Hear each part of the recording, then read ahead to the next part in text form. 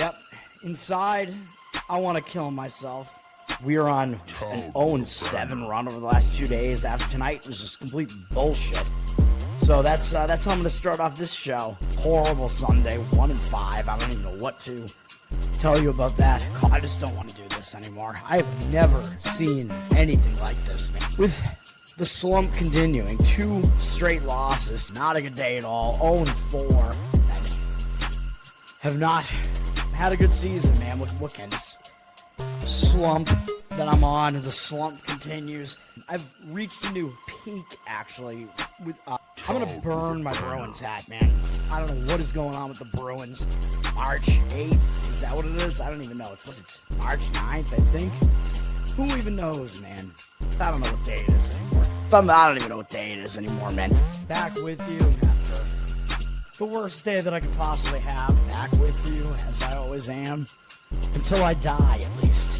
0-2 yesterday, and yesterday did not go well for me. 0-5. The worst month that I've ever had in my 18 years doing this. I don't know what to even tell you about this anymore. Broke the slump yesterday as the slump discontinues. The slump continues. Somebody fucking kill me, please. I don't even know what I should do at this point other than potentially end it all. What's up, everybody? It's Toad back with you. Toadstool Sports. Best bets. This is going to be Wednesday, November 18th. I told you, man, I was going to wear this, LaMelo Ball, is that his name? LaMelo Ball jersey here. Number 1, baby. We're number 1 with the Charlotte Hornets. They almost got the outright win. They got us a cover yesterday. There we go, baby. Hell yeah. Yesterday, we were 4 seconds away from going 7-0 last night, man. That pissed me off because it was all but over. It was like, we're going to go 7-0 here, baby. College basketball was amazing, obviously. Oakland got the cover and came close to an outright win there as they only lost by, I think, 4 points. They were in that game. Could have won it outright, which would have been nice on the little money line hit because I always recommend sprinkling a little bit, even with these bigger dogs. Like, if you don't want to sprinkle on like a 20-plus point dog, all right, but like 12.5 or whatever, I'm like, yeah, definitely put like, you got to put like 1 to 3% of that on the money line, I would say. Lafayette also got there. Never really in danger. I think West Virginia did push it to about 21 at a couple of different points. I don't think they were ever actually covering the 23.5, though. I think the line was actually up to 25, but I think they won by 22, I think. But if you got anything between 23.5 and 25, they all hit. So, but 25 was the predominant number. Shortly after I did the show, Tulsa, that line dropped, but it didn't matter. They covered. They almost won outright. Tulsa put up a nice performance there. They did fall behind by a decent margin at one point, I think, in the middle of the game. Nice comeback from them. K-State couldn't get margin there. Tulsa almost pulled off the upset. And then North Dakota State, I think that was like a wire-to-wire outright win as the small home dogs, so we got that one right as well. Charlotte Hornets, that was a win. The plus 8.5, they only lost by 2. I didn't really see how the game played out, but they were in that game near the end. I think they potentially could have actually pulled off that upset too. Dallas Cowboys, easy win on Monday night.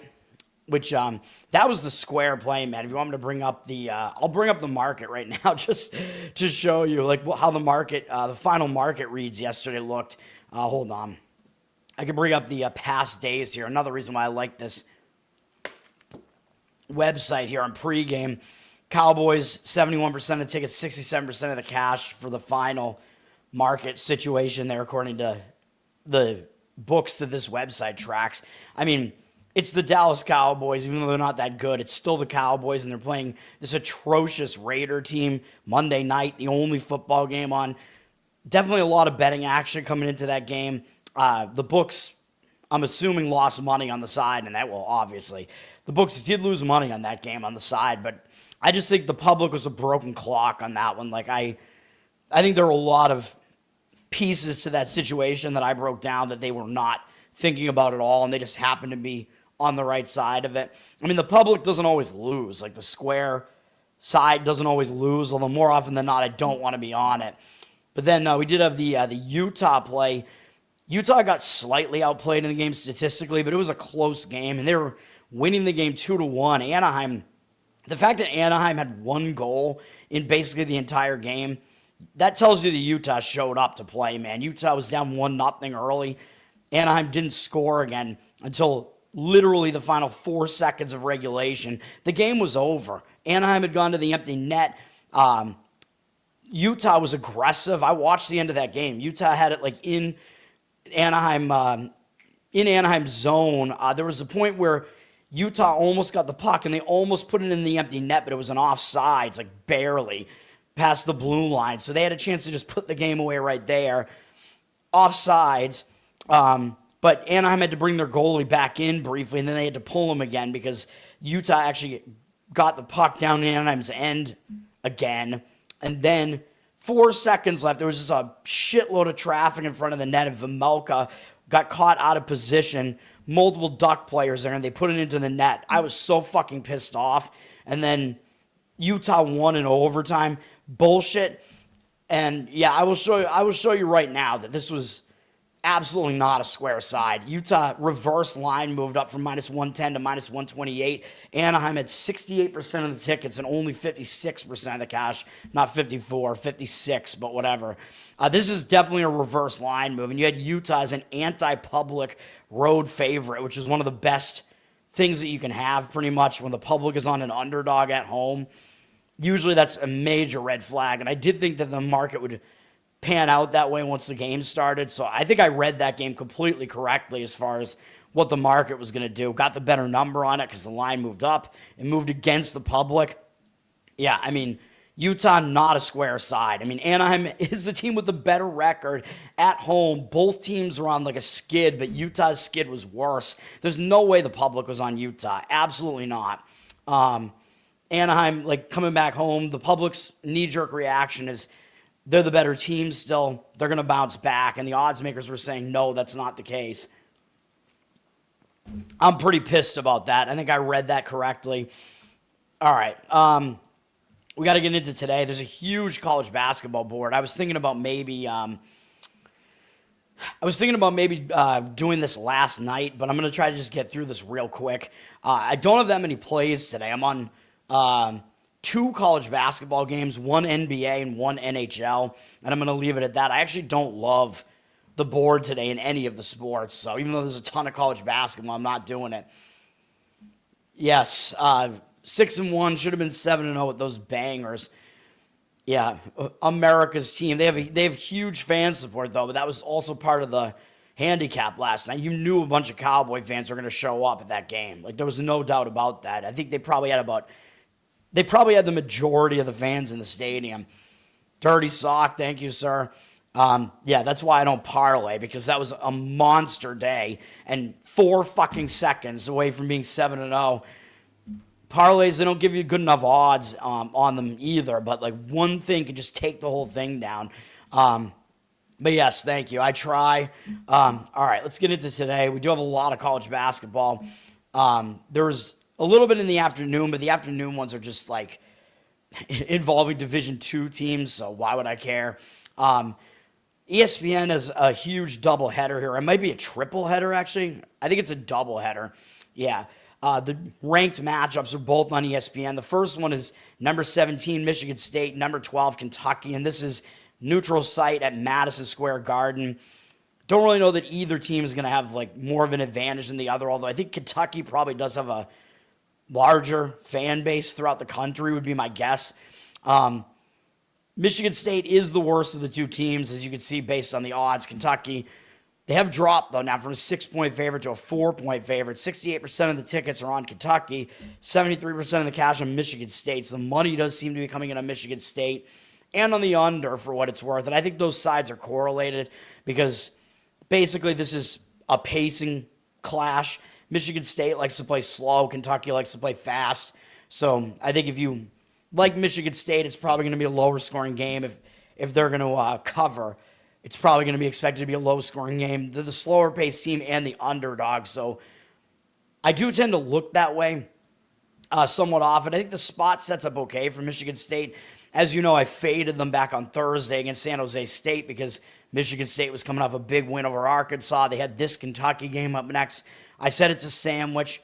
Michigan State plays slow. They won't really try to push it here. They'll just win easily, get in, get out, not cover. That is what happened there. So I think they were saving their effort for this game against Kentucky, so I don't mind how that sets up. Kentucky is coming off a really easy game as well, though, against Eastern Illinois, but they looked pretty good in that win over Eastern Illinois. Kentucky, they're going to be the public side because the public likes offense. They like these teams to play faster, and I tend to fade that sentiment. The public, I guess, might look at the fact that Michigan State is still undefeated and Kentucky has one loss. Kentucky's loss was at Louisville, though, which I'm not going to really knock them for that. I did like Louisville in that game. Louisville won. Not a bad loss for Kentucky, but Michigan State has been the team that stepped up better in class. It's a very small sample size. They won their one big game. Kentucky lost theirs, but Kentucky's was a true road game. Michigan State's was, I believe, a neutral site game. So there's not a whole lot to read into that. I think both teams are going to show up. Both teams are off of easy wins. They're both in a decent spot. Although Michigan State looked uglier in their last win, so I think that might be an indicator that maybe that's the way you want to look here. Don't have a strong opinion on this at all, but the market read is saying Michigan State. I'm not really going to disagree with it. Michigan State 3 for 3 to the under. Kentucky 3 for 4 to the over. Yeah, it makes sense because they've played, both these teams have mostly played opponents inferior to them as well, so the better team is usually going to control the pace.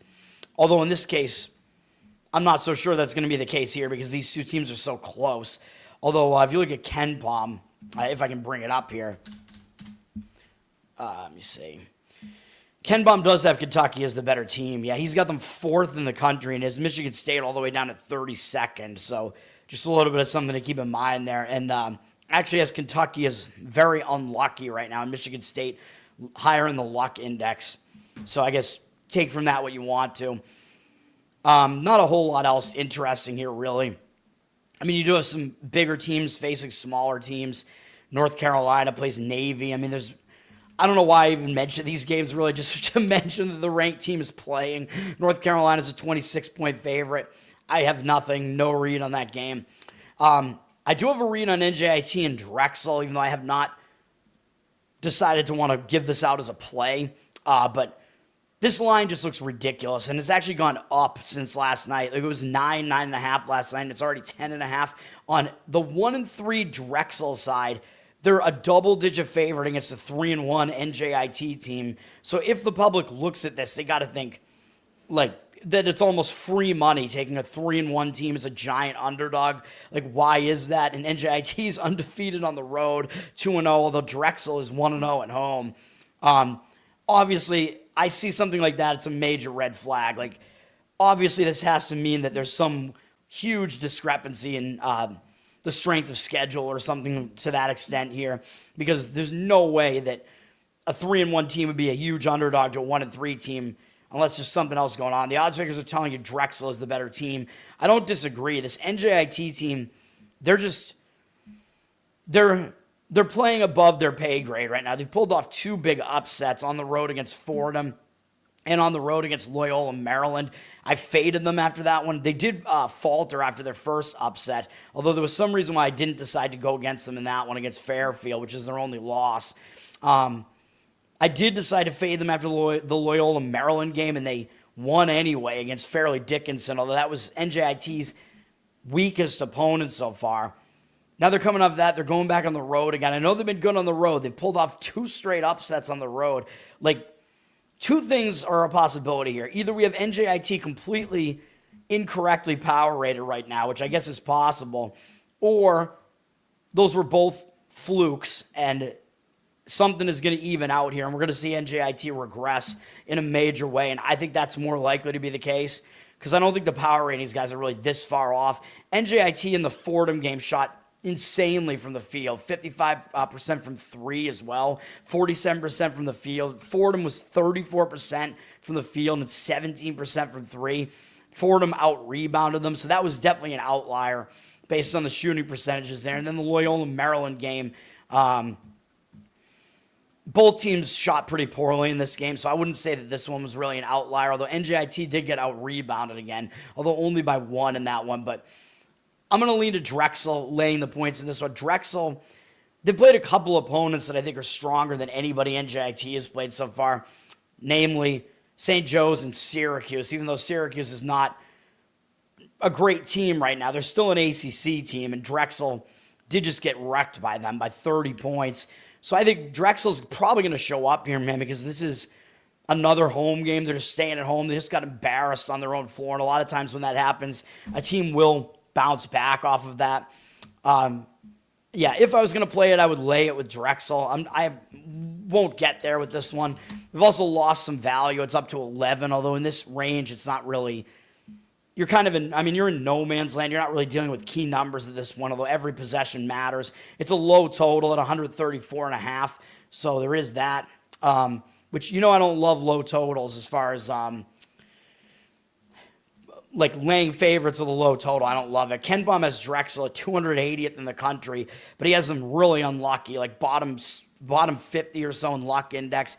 They play a really slow tempo, bottom like 30 in tempo, bottom 40, whatever. And he has NJIT, I think, even worse. Yeah, he has NJIT as a bottom 25 team in the entire country. He has them the 15th luckiest team in the country. Very weak strength of schedule at 339, and they do play faster. So Drexel is going to try to slow the game down here, although that's not great if you want to really lay a ton of points. Drexel is also facing a more difficult schedule, 78th according to Ken Pom. So, yeah, I would lay it, but it's not my favorite thing on the board today. I'm going to skip it, but I do have an opinion in that one, obviously. 0-3 against the spread in the last 3. Yeah, I think that's going to regress, though. Like, teams that are bad against the spread, like, I mean, the odds makers will tend to try to adjust to account for that, and instead in this game, they're lining them as a massive favorite, so they're doing that for a reason. UNH at Providence. I mean, Providence, we went against them here on the show when they went to Colorado in their last game. I thought it was a bad spot, even though I think Providence probably is better than Colorado. It just wasn't a good spot for them. First true road game, elevation. They're coming off of that, and that was a big game. Providence hasn't stepped up well in class, although they've beaten both poor opponents that they've faced, and they're facing New Hampshire here, UNH, and UNH is definitely a poor opponent. But Providence does have Penn State and Wisconsin up after this, so will they be looking ahead, traveling back out of elevation? Maybe. Do I really want to deal with New Hampshire here, though? No. No, I don't. They're coming off a real, like, ugly loss where they only scored 44 points against George Mason, who I think is a slow-paced defensive team. New Hampshire, 28-point underdog in this one. I mean, I would probably still have a slight lean to taking the points there, but I don't want to get involved in that. UT Martin and Florida State, interesting just because I started to look at this and I'm like, I think UT Martin's in a bad spot because they've actually pulled off 2 upsets on the road so far. Beating UNLV on the road and beating Bradley on the road as 15.5-point underdogs in their last game. So this UT Martin team at 3-0, they are not as good as that record makes them look. This game against Bradley, UT Martin shot 56% from the field to Bradley's 33%, 46% from 3 to Bradley's 15%. Even though UT Martin did still win despite losing the turnover battle and they won the rebounding battle, I still think it's a ridiculous upset. It's kind of a fluke. The shooting percentages are all outliers. Now they have to step up in class and face Florida State, even though Florida State is not great right now. It's still an ACC team. They're still probably I would guess, a top 70 or so team here in Ken Pom's rankings. Let me see. Yeah, they're 69th, 69. However, then I look at the Florida State side, and they're coming off taking Florida to the limit. So the spot is pretty bad for Florida State, man. I mean, they were 17.5-point underdogs. Huge rivalry where Florida State considers themselves to be the little brother. They were at Florida in Gainesville, and they almost beat Florida. Took them right to the limit in that one. So that's a horrible spot for Florida State coming off of that, but both teams are in bad spots. Although I would say Florida State's probably in the worst of the 2 spots, but I just can't do it because both teams are in terrible spots. The money is coming in on UT Martin, 91% of the cash. Florida State dropped from 22.5 to 21, 64% of the tickets on them. I would lean to the over in this game if I was going to play it. The total went up to 162.5. I think both teams you could see have maybe some tired defenses in this one. And Florida State, I believe, does like to play fast. Yeah, 47th in the nation in tempo. So I expect a high-scoring game in that one. Probably a lean to an over makes sense for me in that one. Radford playing South Carolina. South Carolina's coming off a pretty easy win over Presbyterian, although Presbyterian, little brother in the state of South Carolina. South Carolina, even though they're an SEC team, they're not that good. They faced a weak schedule. They did almost lose to Southern Miss not too long ago. They're playing Radford. They do have Butler and then Northwestern up next, and those are bigger games for South Carolina. It is possible they overlook Radford, and Radford, I believe, is either in North Carolina. Wait, are they in Virginia? They're in either Virginia, North Carolina, or South Carolina, but I still think Radford is going to try to show up here, and Radford has faced a more difficult schedule than South Carolina, basically just because they faced North Carolina on the road, and Radford actually stepped up pretty well in that game and only lost by 15. That's pretty impressive. And North Carolina is definitely better than South Carolina. So Radford has shown the ability to do that. And now Radford's coming off looking really ugly in that West Virginia tournament that they were in, where they lost 92-59 as 6.5-point favorites to Wright State, which I pointed out the other day. This was just a major outlier of a game. The shooting percentages in this game were absurd. 51% for Wright State, 65% from three. I don't think you're ever going to see Wright State do that again. 36% for Radford from the field and 24% from three. I mean, this game, it was a bad game for Radford, but those shooting percentages are major outliers. And then Radford lost again as an even bigger favorite against Cleveland State. So Radford, they look worse than they are right now. They just took those 2 losses as underdogs. I know this is only their second true road game, but their best performance of the year was actually the one where they played at North Carolina. Coming off those 2 hideous losses as favorites, Radford, I think, is being pretty undervalued right here. South Carolina is undefeated, but again, very weak schedule for them. And bigger games up next. And South Carolina's a single-digit favorite here. They opened 10.5, which I saw last night, and then they dropped to 9.5. I mean, it looks way too easy to lay the points with South Carolina here. Like, why would an SEC team be a single-digit favorite at home against Radford, of all teams, who's looked awful in their last couple of games? Yeah, I would take the points with Radford there. That line really kind of reeks. But again, if you dive into Radford's box scores there, they're definitely under the radar. They're better than they look. So, yeah, I would take the points with Radford. Florida State down to 20.5. Yeah, I mean, I think there is money probably coming in against Florida State in that one. All right, Eastern Michigan and Detroit Mercy is going to be one of my 2 plays here. I'm limiting myself today. This one I'm going against the market, at least for now, but this is going to be a 7 p.m. game. And a game like this, there's no public activity in this game. So it is possible that, I mean, right now you see 95% of the cash on Detroit, 75% of tickets on Eastern Michigan. Detroit flipped from a 1.5-point dog to a pick'em, but this could be some of this action where, like, there are a lot of bettors that just try to basically money line hedge or money line middle, I guess. I mean, whatever you want to call it. It's not really a middle because they're trying to play both sides, but they want to take both sides. When the game is close to a pick'em, they'll try to take one side as the underdog and drive it towards the other side, and then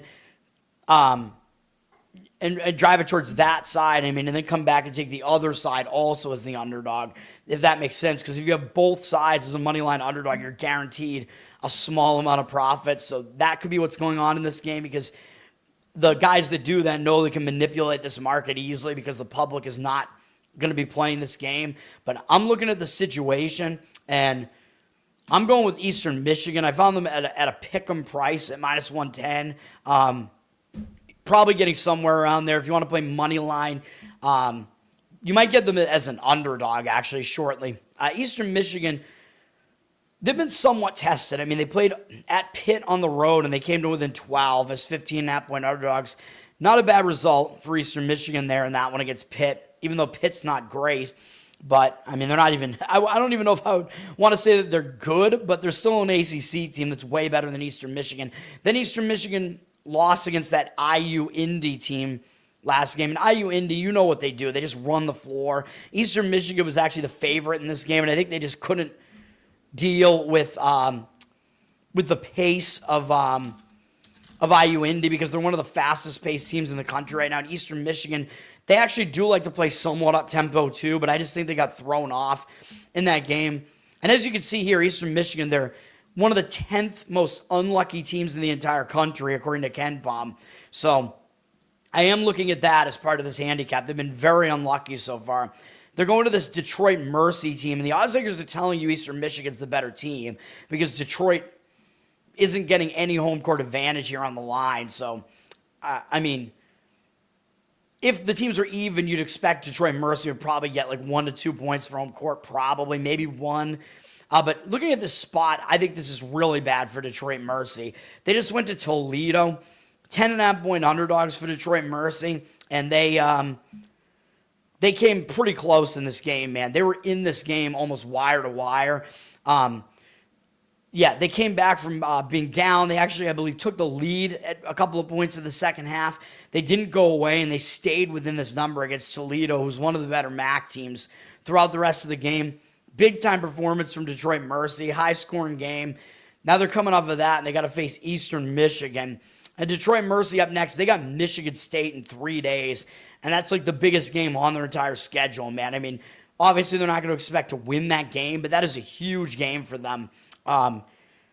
Playing one of the bigger brothers in the state of Michigan. Massive game for them. So I don't like this at all. I think even though this is another Michigan opponent, I don't know if you could really even say which one of these teams considers themselves to be a littler brother here. This looks like a sandwich spot to me that Detroit Mercy is in. I mean, yeah, they've been slightly battle-tested because they did face Notre Dame on the road and Toledo on the road, where they were big underdogs in those games, but I think Pitt is probably better than Notre Dame right now, I would guess. Let me see. No, I think I'm actually wrong. Slightly. KenPom actually has Notre Dame about 12 ranking spots higher right now. We'll see if that continues to be the case. But, yeah, I don't like how that spot sets up for Detroit Mercy at all. And for Detroit, hold on. KenPom does have them pretty low in the luck index, but not as low as Eastern Michigan. And they play really fast. Detroit Mercy does. But again, Eastern Michigan, they play like kind of a mid-tempo, so I don't think they're going to be totally thrown off by having to play fast tempo. Detroit Mercy also very bad defensively. So you're getting the better team and the better defense with Eastern Michigan in this one. Eastern Michigan's actually better defensively than offensively. Although, I mean, we're looking at two pretty bad teams here, but I like Eastern Michigan in that one. That's one of the plays. All right, which other games did I want to talk about here? Kent State, I would fade Kent State here. Kent State looked really good in that same West Virginia tournament there, the Greenbrier tournament. They beat Cleveland State, although they should have beaten them by more. I mean, Kent State did not cover the spread in that one, but they won.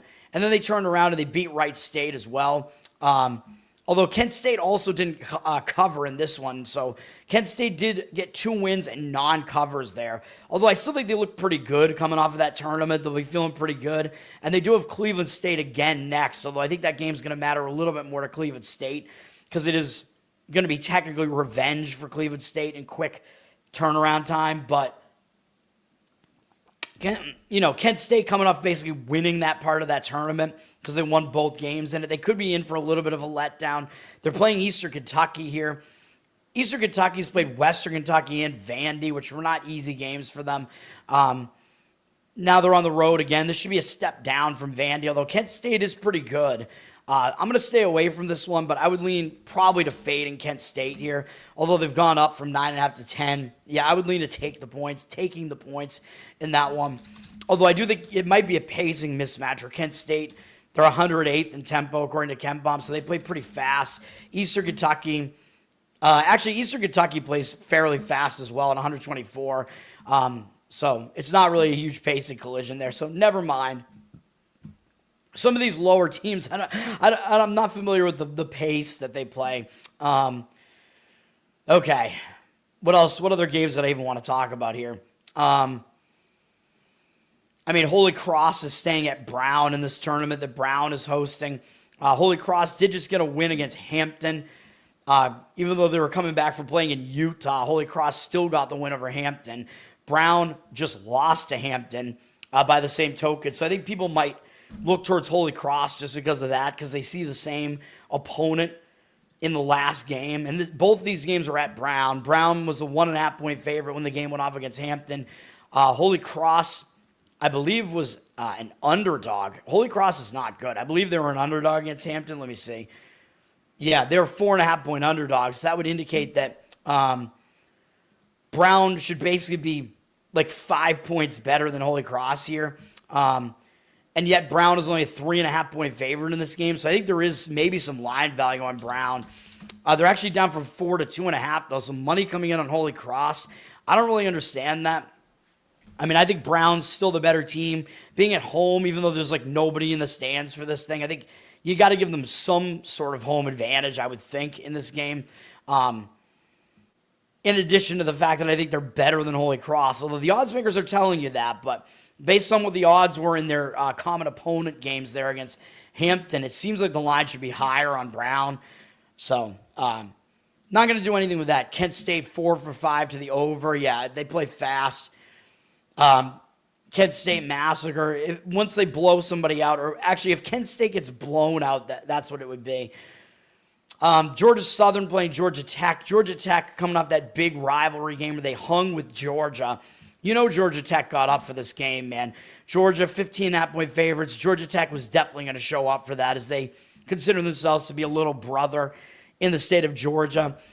I'm not going to say they came close to pulling off the upset. They didn't really, but they were winning in the second half, and then they fell apart. The game was pretty much in hand in the later portions of it, although Georgia Tech did make a run late to make the game close again.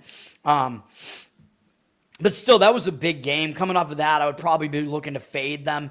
Georgia Southern's coming off beating some non-Division I team, going back out on the road where they've actually, Georgia Southern's played competitively on the road. I know Georgia Tech's the best opponent they'll have faced so far, but they played East Carolina to within 3 on the road as 5.5-point underdogs, and Florida Gulf Coast, 3.5-point underdogs on the road in that one. I think those are both true road games. So I know they're going to be a much, much bigger underdog in this one, but I would still look towards Georgia Southern in this one. Georgia Tech did already drop from 12.5 to 10.5 here. I would look to take the points there with Georgia Southern. That one's not a play. Like I said, there are a lot of games where I just don't have a strong opinion here, man. Arkansas is facing Winthrop. I mean, I don't think there's a whole lot to see with this one. I believe Arkansas is coming out that Central Arkansas. Oh, no, the Arkansas is actually... This spot might actually set up decently for Arkansas. I forgot they played Samford, which was part of my handicap against Samford the other day, which I think was that Central Arkansas game because these teams were all playing each other. Arkansas was a 24.5-point favorite in that game, and it got a little bit dicey. They only won by 4, although they were pretty much, I mean, they had a pretty comfortable lead in the game, but the fact that Samford played them that close could mean Arkansas is going to be kind of in a spot where they're going to refocus here because they didn't play that well. Winthrop is going to try to play well as well, though. You know, Winthrop, they don't get to play too many big teams like this and SEC opponents, so I expect them to show up as well. But if both teams are going to show up with focus, sometimes you do expect the favorite to come through in that one. Arkansas is up from 20 to 22 in that one. Montana at Texas A&M, slight opinion on this one. Montana, they're coming off that game against Cal Poly where I thought Montana was going to fall flat in that game, and they just barely covered with the free throws at the very end, not missing any free throws. They could be in line for the letdown after this, you would think, but maybe they'll step up their game because they get to play an SEC team here in Texas A&M, so I could see it going both ways, but I thought they were going to be in a letdown after that nice upset over UNLV, and it didn't happen. Now, this is their first time having to travel to Texas this year, so it's not going to be that easy for them. Although Texas A&M is down this year, and Texas A&M does not score well. They're not good offensively. They're good defensively. Texas A&M, though, they're coming off that ugly loss as 10.5-point favorites to UCF, which was part of my handicap against UCF yesterday. So to me, this does look like a bounce-back spot for Texas A&M here after they had a pitiful shooting performance.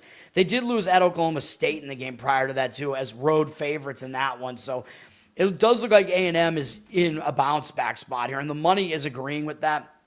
They're up from 14.5 to 16.5, 97% of the cash on A&M. 82% of the tickets on Montana. It's a surprisingly high total at 164, even though it did drop a little bit. But I don't ever, recently, I don't think A&M, I mean, they do play fast, apparently. It's 73rd in tempo, but I don't consider A&M to be, a high-scoring team at all, man. So I don't really get that. Last couple of years, A&M has been a very, very bad shooting team, and they are more of a paint presence team, so I don't know. I don't know if I'd really want to lay the points in that one, but I do lean that way. Gardner-Webb at DePaul. For Gardner-Webb, we did get lucky in that last game. Part of my handicap in that game was that Gardner-Webb was going to bounce back after losing to a non-Division I team, North Greenville or whatever. They did get the money in this game against Elon, only losing by 11.5, and they went off at 13.5-point favorites. I mean, hopefully, only losing by 11, Hopefully, everybody got at least 11.5 in that one. I think it was 11.5 when I gave it out, and it went up to 13.5. Gardner-Webb just came in within that number, but they were getting annihilated in this game. I mean, they were losing by almost 30 points in the second half. So I think Elon took their foot off the gas, which, I mean, sometimes that does happen with big favorites. They will just get a huge lead and then start focusing on the next game. So that is part of the handicap. Although I think we did get a little bit lucky that Gardner-Webb came in within that number. They got blown out in the game. They're going to DePaul now. But Gardner-Webb, the least that you could say about them is, I mean, at least you could say that they're pretty battle-tested because they did play Minnesota and Clemson on the road already as well. So DePaul is not as good as those two teams, I wouldn't say. DePaul's coming up that big game where I gave out DePaul the other day, and they almost got the big upset against Northwestern, who's their bigger brother in the Chicago area. That would have been a huge win for DePaul, and they almost pulled it off. They were close in that game. They had chances to win that game, so I think this is a hangover spot for DePaul here. I don't really see them showing up with a ton of focus here against a very bad, winless Gardner-Webb team. DePaul's up from 20.5 to 22.5 here. Seems like a pretty big number there, although I know Gardner-Webb's been pretty bad, but I would look to fade DePaul. They aren't really a slow-paced team, though. They're a mid-tempo team, 155th. So usually I like to fade slower teams as big favorites if I can, but I would take the points with Gardner-Webb. Do I actually want to do it? No. No, I do not. You under in the A&M game? Yeah. I mean, A&M, they just seem like they play a lot of unders. That total is high, though. Usually when I see a high total like that, I want to go towards the over. Because the high totals kind of dissuade the public from playing them over, which is the point. So, I don't know, man. I don't know if I agree with that. But, I mean, in my mind, it seems like A&M is still a low-scoring team, but maybe I have the wrong perception of them right now because I am surprised to see that they're a faster-paced team. Chicago State and Minnesota. Chicago State, I was correct about this game. Chicago State did cover against Illinois, Chicago. Chicago State's an awful team, but this was one of those games. They have these early season games where they will play well. Sometimes they play Northwestern and they play some of these other teams. They didn't play well against DePaul, the other Chicago team they played this year so far, but they stepped it up against Illinois, Chicago, man, and covered as 9.5-point underdogs. And I think they were leading in the second half, too. Yeah, and they were in this game, man. It was a tied game with 1:34 left. So Chicago State's coming off that. They might be in a bad spot here, man. I know it's Minnesota, and they might show up for Minnesota.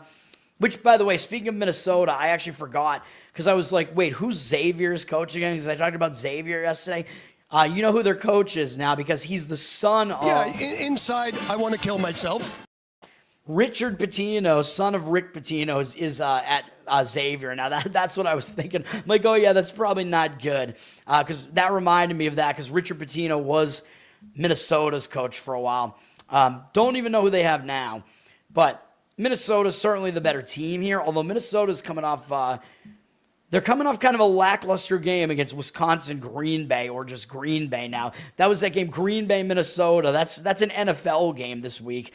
I don't know if that NFL game is at Minnesota too or not, but Minnesota's a 25.5 point favorite in this game, and Green Bay took them into overtime. So Green Bay gave Minnesota everything they could handle. But I think Minnesota was in a bad spot because they had just gone on the road to Missouri. That was a big game for them, and they lost the game. I think they were a bit hungover after a step-up game, taking their first loss. So I expect Minnesota to bounce back here in this one.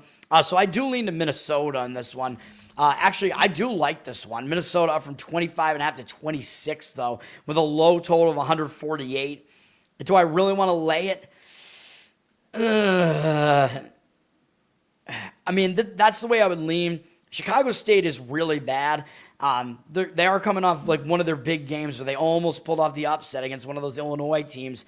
This will be another big game for them, though, I think. Like, they'll try to probably show up against Minnesota, so I'm not going to quite get there with that one, but I would lay the points with Minnesota if I was going to play it. Minnesota, they do crack Ken Pump's top 100. They're a really slow-tempo team, though, at 346 in the country. And he has them fairly lucky at 74th in the country and a very weak strength of schedule at 347th, even though they played Missouri. Kind of shocking to see their strength of schedule be that low, but that is what it is, I guess. NBA Centel, one of the great parody accounts out there. NBA Centel's parody, right? If LeBron's making his season debut, you're right. I might have to rethink that. We'll talk about it when I get to the NFL. They're 28.5. Minnesota is. Dude, FanDuel is screwing you, dude. Because right here it said consensus 26, didn't it? Yeah, 26.5. I mean, it's continuing to climb. I mean, this is why you need as many books as possible. You're in Pennsylvania, Jeffrey, right? You must have at least, I think you got like at least 8 sports books there in Pennsylvania. Get an account at every single sports book, and then you'll definitely find value. And you can use different sites that will show you like all the different, like the odds that all the different books have. Although I use Action Network and I pay for it, so I forget which parts of it are paid and which parts of it are not. Chicago State covered in 2 of their 4 losses. Yeah, I mean, they tend to be a massive underdog because they're really bad, so maybe they get a little bit undervalued too. Montana's played 3-3 to the overs. Yeah. They're at Texas A&M, though, so I was going to say Texas A&M would be able to control the pace likely in that game, but they want to play fast, so. You're just paying the FanDuel tax, I guess. Yeah. Yeah, I mean, I would still probably consider getting an account at multiple different books, though. You can get DraftKings, I'm assuming. You can get a bunch of stuff. And then you'll probably at least be able to find slightly better odds on some of these. All right, the other big game on ESPN at 9 p.m. is Kansas, number 24th in the country, against Duke, number 5 in the country. This is also at Madison Square Garden. I'm expecting a bigger Duke contingent here because they have fans all over the country. Even though Kansas has a decent fan base, I'm expecting Duke's fan base to be more well represented in this one. Duke is definitely the better team. As you can see by the line here, too. I mean, Duke is a big favorite here. They're up from 10 to 11 here with 99% of the cash on them right now. Probably not an accurate number, but 55% of tickets on Kansas. It looks like the public is actually looking at this and thinking, whoa, it's a double-digit spread. Duke, they don't have Cooper Flagg anymore and whatever. And Knipple, I call him Nipple. Nipple. And Kansas, I mean, also ranked. I think it's kind of this thing where public perception, 2 ranked teams is probably going to be a competitive matchup. And then they start looking to take the points when they think the spread's too big. And I think that might be what's going on here.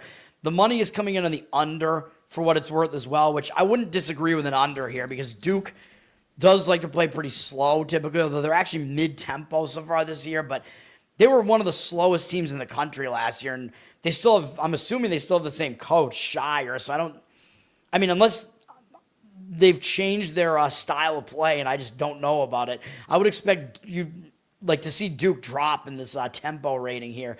Kansas plays somewhat slow as well, 211th. So And I think this is going to be like a playoff style of atmosphere. And Kansas is only 55th defensively, according to KenPom right now, offensively, and 11th defensively. So you got a defensive-oriented team with Kansas, and Duke also cracking the top 10 defensively. So you have two good defenses in this game. So I think that's also conducive to an under. I think I like the under better than the side, although I would probably agree with the market and laying it with Duke as well. They are the better team here, and I think the public perception is a little bit off here. I still don't think Kansas is this much improved. KenPom does have them right outside the top 25, though, so he actually has these teams almost correctly ranked, actually. He has Duke number 2 right now and Kansas number 25, so the rankings are not that far off from what KenPom has right now. Both teams are going to show up for this, like I said. Duke has had it really easy the last couple of games. You'd expect them to be public, though, because they've scored over 100 points in their last 2 games, but that is not the case. Kansas, their biggest game was at North Carolina, which was a little bit more difficult than Duke's, which was against Texas, and I think that might have been a neutral site game against Texas. So Duke, a little bit less strong of a schedule so far than Kansas, but this early on, I don't think that really matters that much. I still don't think Kansas is that good. Both teams have had a lot of turnover coming into this year, so it's a stay away from me. But probably the strongest opinion on that is towards the under. You went with the Kraken on the money line. The market read, depending on what you're looking at, it could change like throughout the day. I'll give you my read on that one when I get to it. I forget what I think about that game. Wichita State at Boise State here. People are going to look at this and I think probably want to go with the 3-0 Wichita team because they're getting a ton of points here against a 3-1 Boise team who everybody remembers has that blemish, losing to Hawaii Pacific, non-Division I team. But Wichita has not really been tested yet, man. They beat UNC Asheville, who I think is way down this year, Prairie View A&M, who's really bad, and then they beat this Loyola Chicago team, who seems to be quite down as well. Now this is Wichita's first true road game of the season, and they got to go to Boise. Not an easy spot for Boise. They haven't looked as good, man. They lost to Hawaii Pacific. They did bounce back and get us a win against Utah Valley. And then we did have them again against Montana State, which was more of a fade of Montana State. And Boise could not get margin in that game, even though they won. But I think because Boise played poorly, that was the second time they played poorly at home. And the last time they played poorly at home, the loss to Hawaii Pacific, they bounced back really nicely with a blowout win. So I do expect Boise to show up here, even though they do have USC, Butler on the horizon, so some bigger conference teams. But I think they will focus because, again, they had a bad game against Montana State. Wichita is undefeated and seems to be kind of on the rise again. Wichita, they've made some good pickups coming into this season, so they are definitely going to be improved to some extent. The Wichita State Shockers, baby.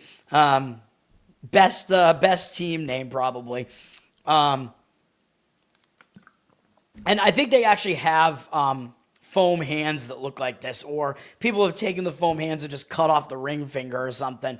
But I would lay it with Boise in this one, although it looks like the money's coming back on Wichita right now. 50% of the tickets, 94% of the cash on them. It is a pretty low total that's dropping. 149.5. Boise down from 10.5 to 10. I would probably lay it, though, even though I know Boise is an ugly, slow-tempo team. So asking them to cover by margin is not easy, but 10 isn't that much of an ask. Wichita does like to play a little bit faster, so Boise might be able to frustrate them by slowing it down. All right. My last play here, finally, we're going to lay it with Pepperdine against New Orleans. I think this is a major letdown spot for New Orleans here. Where's New Orleans? Pepperdine's already up from 3 to 4.5, so there is market agreement on this one. If you want Pepperdine, I would say you got to get on it probably. Hopefully you could still lay somewhere close to 3.5, 4, whatever. Moneyline parlay it if you want to, I guess, but I do not like the spot for New Orleans. New Orleans, they're coming off playing. They started the season with 3 huge games all on the road, and they pulled off an upset over TCU. Then they were in a major letdown spot, and even though they were in an in-state big brother, little brother situation, they got crushed by LSU. I just think they couldn't keep up that effort 2 games in a row. But then after that game, they had a huge bounce back, and they went to other in-state big brother Tulane And they beat them as 11.5-point underdogs. I mean, Tulane not as good as LSU, but huge win for New Orleans, pulling off the upset over Tulane, and not only pulling off an upset, but absolutely trashing them on their home floor by 22. That is a huge win for New Orleans. And yes, I know New Orleans is going to be better this year than last year, because last year they were throwing games because they were involved in a gambling scandal. So they're probably going to be maybe even the best team in the Southland this year now that Will Wade is already gone from McNeese. But look at the percentages in this game, dude. New Orleans, 54% from the field to Tulane, 35%. 54% from three, Tulane, 11%. Again, those are massive outliers you probably won't see again. Tulane won the turnover battle 14-5 and still got obliterated. And yes, I know New Orleans did out-rebound them by quite a bit. I'm not saying Tulane's really a good team, but that was a huge win for New Orleans, man, beating one of the better teams in the state of Louisiana. And again, like, that run of games they've had is crazy. And now they have to go out to the Pacific Coast for a late night game that could mess with their biological clock. And if you're not familiar with playing at Pepperdine, and I don't think they are, Pepperdine is a weird venue to have to go to for these unfamiliar teams. Like, they have a small arena where the crowd is like basically right on top of you. One of those, it's typical for like the West Coast. It's a weird arena, man, out in Malibu. This is the Akron Holiday Invitational as they're coming into the holiday season here. But this is at Pepperdine's home stadium in Malibu. I believe that is their home stadium, the Firestone Fieldhouse. So Pepperdine, as far as they're concerned, they're in a much better setup here because they're staying on the West Coast. They played their last couple of games at home, and they actually took a loss at home in their last game to Northern Colorado in overtime. Northern Colorado was actually a slight favorite. So, yeah, I mean, you could argue it was a big-ish game for Pepperdine, I guess. But it was a close spread in the game. Northern Colorado, I mean, they're a Big Sky team, even though they're one of the better Big Sky teams. I think this is a bounce-back spot for Pepperdine. I mean, they lost at home. They're going to see what New Orleans did in their last game, and I think that's going to cause them to notice and be focused here, knowing that New Orleans has pulled off those two big upsets. I don't think Pepperdine's going to – they're not going to take them unseriously by any means. Pepperdine, all of their games have been played on the West Coast, and they're continuing to just do that. They actually played pretty well against UCLA, so this Pepperdine team might be a little bit better this year than they have been recently. They took UCLA to within 11 points as almost 30-point underdogs on the road. So that was a good performance from Pepperdine. I know it's a small sample, though, and their only wins are against Division II teams. I get it, but I expect them to get this one done here. Looking for their first Division I win. Again, we're looking at a New Orleans team. It's still, I don't think they're that great. They're 166th, according to Ken Bum, but he also has them at 18th in luck. Even though, yes, they played a difficult schedule, 26th overall. That's difficult. They're fairly fast tempo, 116th, but 18th in luck tells you they're overperforming. And again, we just saw that, those two outlier upset games that they've had. They're up against Pepperdine, who Ken Bum does have as the lesser team, although they're definitely getting home court advantage here. They do have somewhat of a strong home court advantage. Pepperdine's face a fairly difficult schedule, according to Ken Bum as well. We saw they faced UCLA, 74th most difficult, and they're a bit more unlucky, 221st in luck, 186th tempo-wise. So as far as the tempo is concerned, they're a little bit slower, so maybe they'll try to slow this game down a little bit and frustrate New Orleans. There's not really a huge tempo clash here, though. I think this is just the spot is terrible for New Orleans. And the odds makers, I mean, they're not going to be that far off from Ken Bum unless there's a reason for doing so. So, I mean, Ken Bum literally is just analytics, and he's still compiling data early in the season. So the fact that he has Pepperdine, you know, whatever that was, 100 ranking spots lower than New Orleans right now, I mean, I'm going to put more weight into what the odds makers are throwing up there than what Ken Bum has there when there's a discrepancy like that, even though, yeah, you don't really want to necessarily buck those discrepancies to a large extent, but I think you just got to in this game, man. I mean, this is a bad spot for New Orleans, as I just showed you, so that's my only other play in college basketball here. And they do face Fresno next, and then Mississippi State, Texas Tech, Memphis, so as far as the games coming up, this Pepperdine game is probably the least important on the schedule remaining. It's a mid total in that game as well. So Yep, we're playing on the beach. Yep. Scottie Pippen. I'm not sure I get that reference. Is Scottie Pippen, what, is he their coach over there or something now? It's Boise's you're only playing college basketball. Yeah, it is a weird slate. I agree with you, Saab. I agree with that one as well. But, yeah, I mean, I gave you my two, what I think are my strongest situations here. But, yeah, it's a weird slate. It's just a lot of mismatches that I just don't really want to get involved in. UC Davis and Nevada. You could argue Nevada's going to have some sort of bounce back here because they had that bad game where they didn't cover for us against Southern Illinois. Then they came off of that and they went first true road game. They lost to Santa Clara, although they were underdogs in this game. They lost. They didn't cover. They're coming back home. They're going to be a favorite here against UC Davis, who's an inferior team to Nevada. They're 3-1 to start the season, so Nevada probably won't overlook them. It's only UC Davis' second true road game. In the first game on the road, they lost to Portland, who is not as good as Nevada. Nevada's down from 13.5 to 12, though, but I would probably lay it with Nevada if I was going to do it, but I don't really have a whole lot to say about that. Troy and San Diego State. San Diego State's been off for a long time, dude. It's very strange. They've been off since Sunday, November 9th, and they've only played 2 games so far against very weak opponents, Long Beach and Idaho State. So we don't know what the San Diego State team even is yet. They've had a lot of time off, which can really disrupt your momentum. When you've been winning, you just haven't played for a while. And they do have Michigan and Oregon coming up next during the Thanksgiving week. So they might not take Troy seriously here, and they might come out slow. Troy's already been on the Pacific Coast. They played 2 games already out on the Pacific Coast, so they're adjusted to the time zone now because they're in the middle of this road trip. They do have USC up next, but I think San Diego State, they've been a good program for a long time. So I think Troy is going to focus on this because they haven't won on the road trip. Going to try to get a win here on the road trip here. Troy is definitely road tested because this is going to be their 5th road game already. I would take the points with Troy in this one. San Diego State's a 16-point favorite, and the total's really low at 136. So I do like how that sets up for Troy a bit better. So just a thought on that one. And then Louisiana at Stanford. This is a bad spot, I think, for Louisiana. This is the first time they're going out to the Pacific Coast this year for a late 10 p.m. game. I mean, sure, they might try to step it up for a game against an ACC team, but it looks pretty difficult to me to have to do that.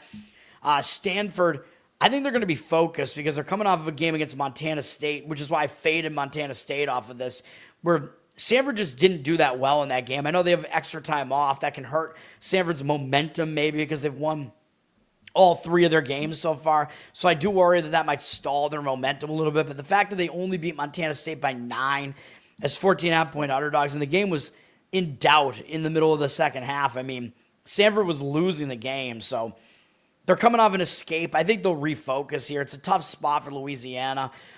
Stanford, I mean, they're not as good as their 3-0 record might suggest, though, because they have not played a difficult schedule so far. But the money seems to be in agreement with this, up from 18 to 20.5. So those are the thoughts on that one. And then we do have, UCLA is playing Sacramento State very late night. UCLA up to a 28.5-point favorite. I got pretty much nothing on that one, though. UCLA, as far as what they did last year, though, not really a team I wanted to lay points with. They play ridiculously slow again this year at 356th. They're slow and more of a defensive team, so not really a team I want to lay points with. I'm just going to stay away from that. And then for Presbyterian, they are out on the West Coast now because I talked about how that was a difficult spot for them at Sacramento State, and they lost the game outright. Sacramento State were favorites. Never mind. So I got that game wrong. I think I said lay it with Sacramento State. Didn't get that right. Presbyterian actually came within 2 and covered that number. I was like, it's a difficult spot because Presbyterian was coming off that big step-up game against South Carolina, even though they didn't do well. Which I think is an in-state big brother situation there, too. They had to go out to the Pacific Coast. It seemed like a difficult spot, but they actually performed pretty well. They got to step up in class to face Cal here, though. But I don't really have a whole lot on this game. Cal did just have a pretty difficult game and just lost to Kansas State on the road. Now they're coming back home. So actually I think the spot is worse for Cal because Presbyterian's actually already out in the Pacific time zone now. And Cal's having to fly back there after taking their first loss of the season in a close, high-scoring game as an underdog against Kansas State. So I would actually probably fade Cal in this game. They're up to 22 from 19.5. You're getting a lot of points with Presbyterian if you do like that. Let's go to the NHL. I'm only going to have one play here. Again, I don't like the card today here. For the NHL, we got St. Louis at Toronto to kick the slate off here. Both teams, I think, kind of underperforming so far here. St. Louis hasn't played for a couple days now. They're going out on the road. I think that could be a positive. They just took back-to-back losses at home. Going out on the road. Binnington likely to be back in net here, I would guess, because he's still their better goalie, I think. They'll probably focus. When you start a road trip, you're probably focused, even though it is going to be revenge against Philadelphia up next, because Philadelphia just beat them at home. But I don't think they're going to be unfocused when they're on a slide like this. A couple of days off to disrupt that momentum. You go out on the road, you focus on a game. Toronto is still a pretty big name opponent. So I do think it's a focus spot for St. Louis. For Toronto, probably I would say the same. I mean, they're on a 5-game slide. They just lost at Chicago. They're coming back home, but it's only from a single-game road trip, so I don't consider that to be a road trip return spot where they're going to be distracted, really. So even though I think the spot does set up a little bit better for St. Louis here, the spot's positive for both teams.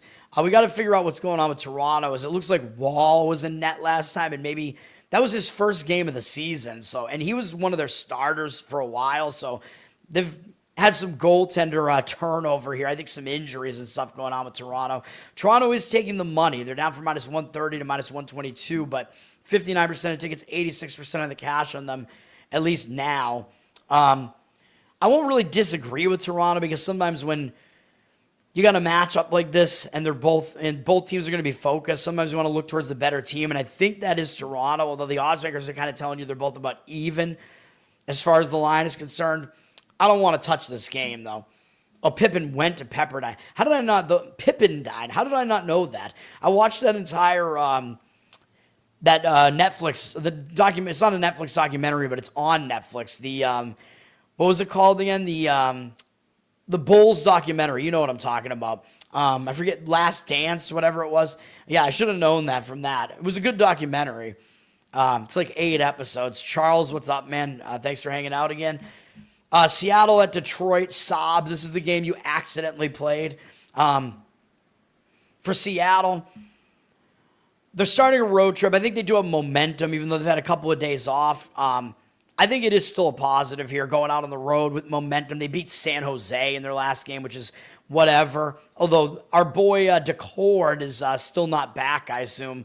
Their primary goalie got hurt a while back. I think he's still not back, so probably going to have to deal with Grubauer again in this one for Seattle.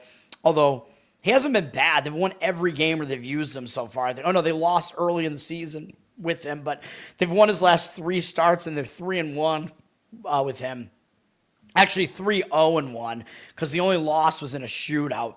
Going on the road, I think they will be focused on Detroit, because Detroit's been playing well, so...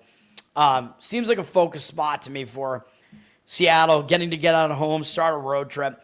For Detroit, they just went to the Rangers, and they got a win against the Rangers. Decent win there on the road, even though we know the Rangers suck in Madison Square Garden. But Detroit got the win. They're coming back home. It was only a single-game road trip, so I don't consider it to be a road trip return spot. But, the Islanders have been hot recently, so maybe Detroit does pay more attention to the Islanders, because Seattle's an out-of-conference team for them. So I don't disagree with Seattle in this one. And the money, the market read seems to agree with Seattle. Detroit's up from minus 160 to minus 168, but 66% of the tickets and 61% of the cash on Detroit. So the money seems to be agreeing with the Seattle side. Wait, Scottie Pippen died? Are you kidding me? No. That didn't happen, right? What? No.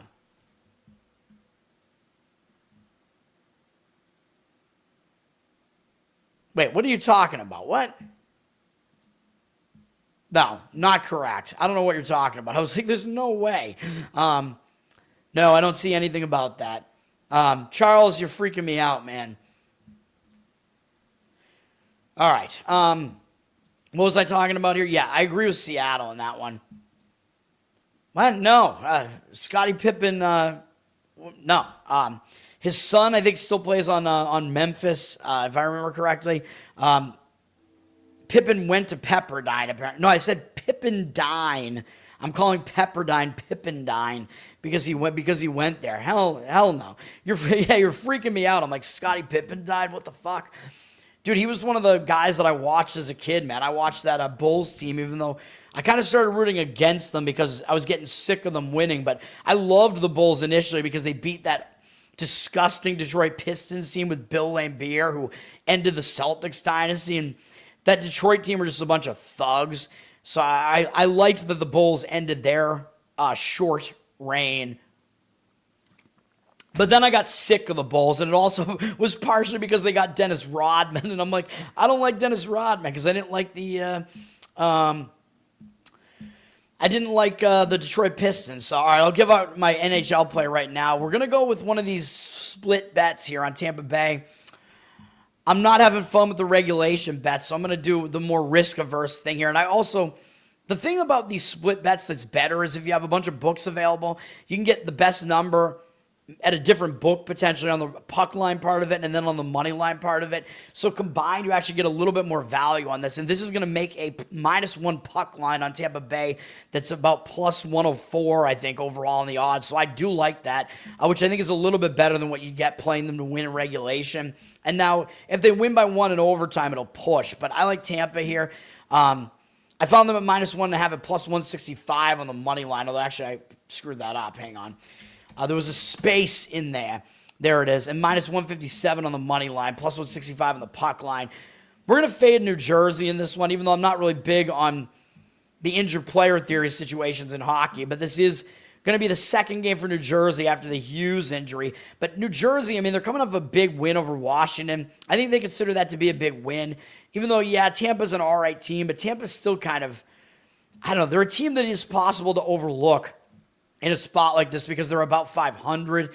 New Jersey beating Washington, pretty big win there. That was the step-up game because that was the first game with Hughes injured because he sliced his hand open, and somehow that's going to cause him to be out for 6 to 8 weeks. That's crazy, dude. But, as I say, injured player theory spot, when your guy gets injured, first game with him out, you step up your game. So maybe that was a factor. They stepped it up. They played well. I think coming off that game, they could be in for maybe a little bit of a letdown after that. They've also played 5 overtime games in a row, which is not that easy to do. They're playing all this extra hockey. And they do have Florida up next on Thursday. And they're the returning champs, man. So I think Florida is a bigger game. They did already play both of these teams once this year, and they beat them both. They actually already beat Tampa on the road, and they beat Florida at home.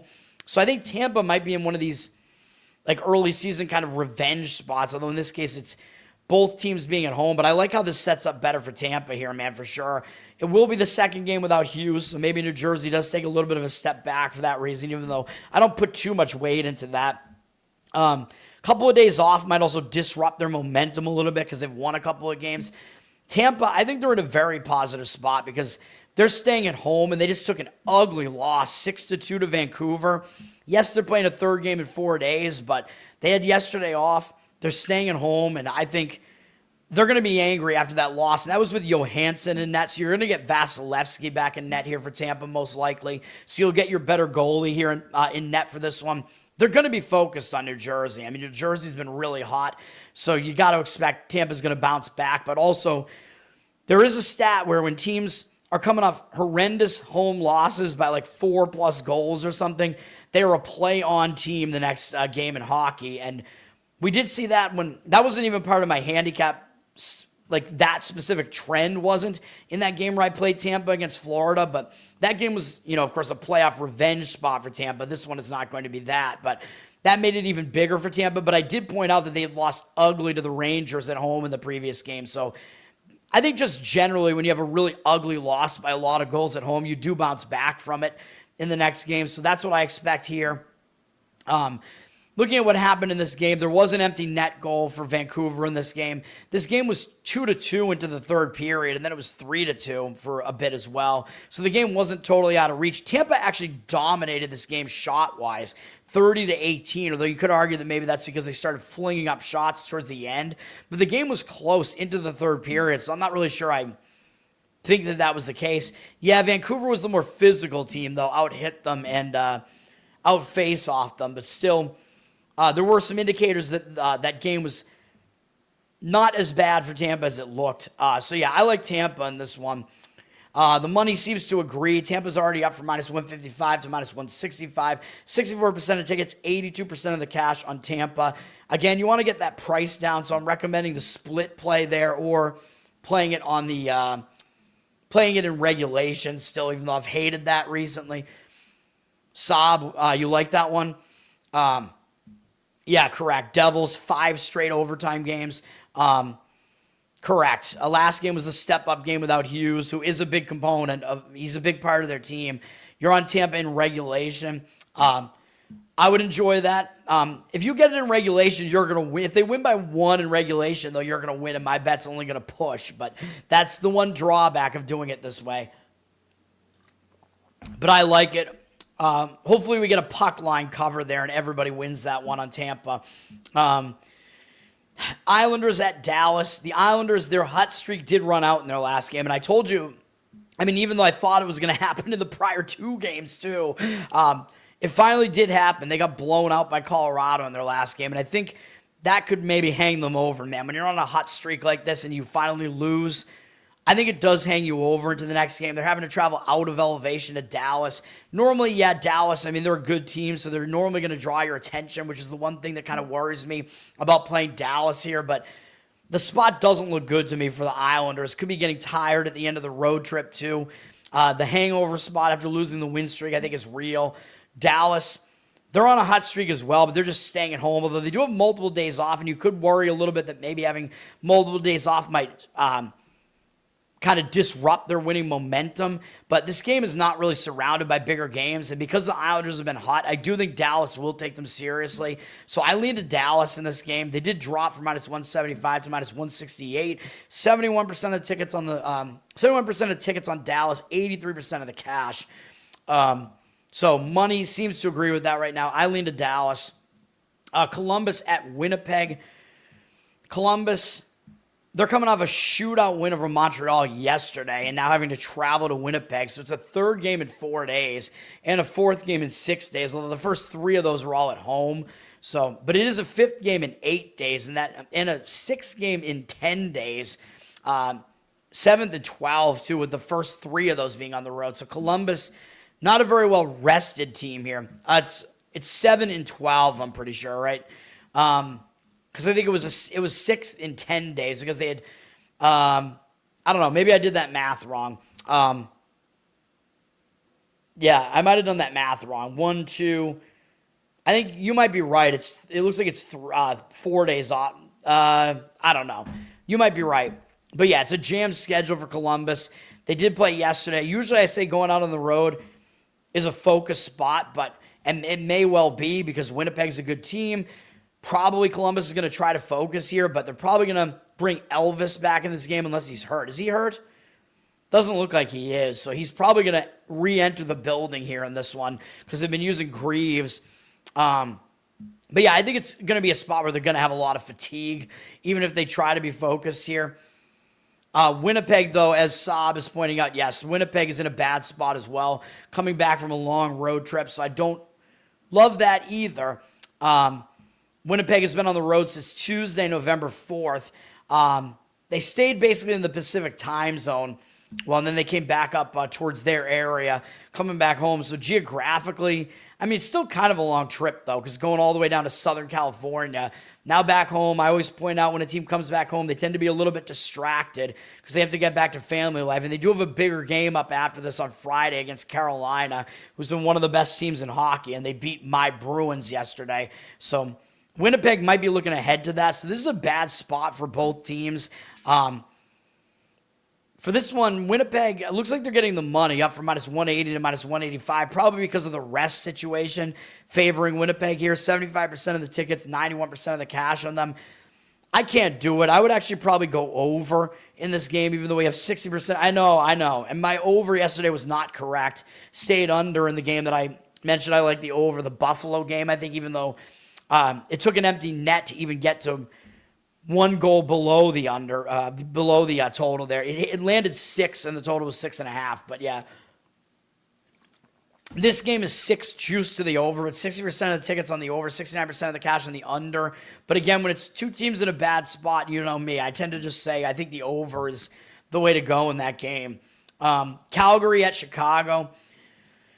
For Calgary here, they're coming off a shootout loss to Winnipeg. That's a big game, step-up game for Calgary against Winnipeg. I think they might be in the same division. Big game for them. But now they've had multiple days off, and they are going on the road to start a road trip. So usually that is a focus spot, and having extra days off could kind of help you bust that momentum there. So I don't hate the spot for Chicago, even though that last game was a pretty big one against Winnipeg. They might still show up.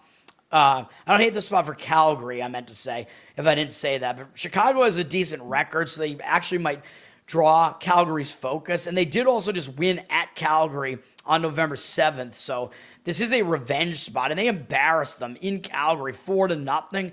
So I think Calgary is actually going to show up for this one. Chicago won their last game against Toronto. Pretty big original 6 matchup there for them. Staying at home, couple days off might hurt, kind of that new momentum that they might have started. I would lean to Calgary in this game.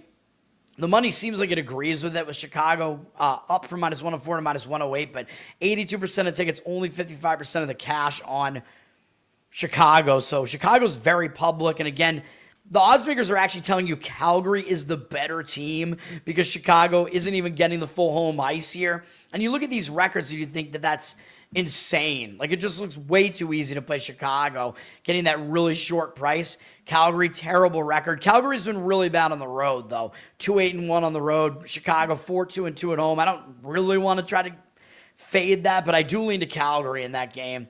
And again, it's one of those games where the line just looks very strange. Like, oddsmakers telling you the team with the way worse record is actually the better team.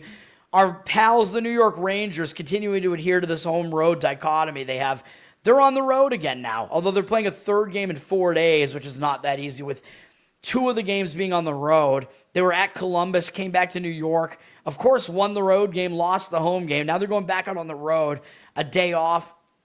Shesterkin will probably be back in net for this one. Probably going to argue that, again, the Rangers on the road, but I think it's more of a positive spot for the Rangers than a negative because they're coming off a loss at home. What else is new? And they're starting a road trip. So, again, they just get to get out of home, forget about it, go on the road. They're playing Vegas. That's a good team, so they probably will be focused on Vegas. Vegas has a ton of overtime games, by the way. For Vegas, Vegas is coming off an overtime loss to Minnesota and coming back home. That's a pretty ugly loss, though. Vegas has been on a slide, so I expect Vegas to show up as well here.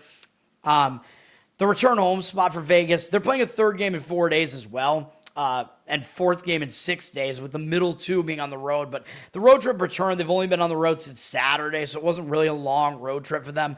So I don't think that's really going to be that much of a factor, although they do have to go back out on the road after this, so they may get caught in one of those single game homestand spots where they do have to do stuff at home and they get a bit too distracted. The money's coming in on the Rangers. I'm not going to disagree with it. The Vegas is down from -160 to -133 on the money line. 76% of the tickets, 89% of the cash on the Rangers. So the money's saying the Rangers. Again, I don't disagree. Correct. Hurricanes, a big game up next for Winnipeg, I believe. The Willie Nelson song, On the Road Again.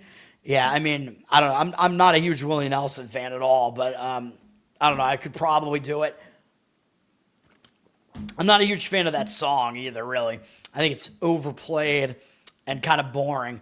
But yes, Rangers are on the road, so again, it's almost like you should, at this point, just default to them winning on the road. They're 9-1-1 on the road. Vegas, a fairly bad 4-3-3 at home.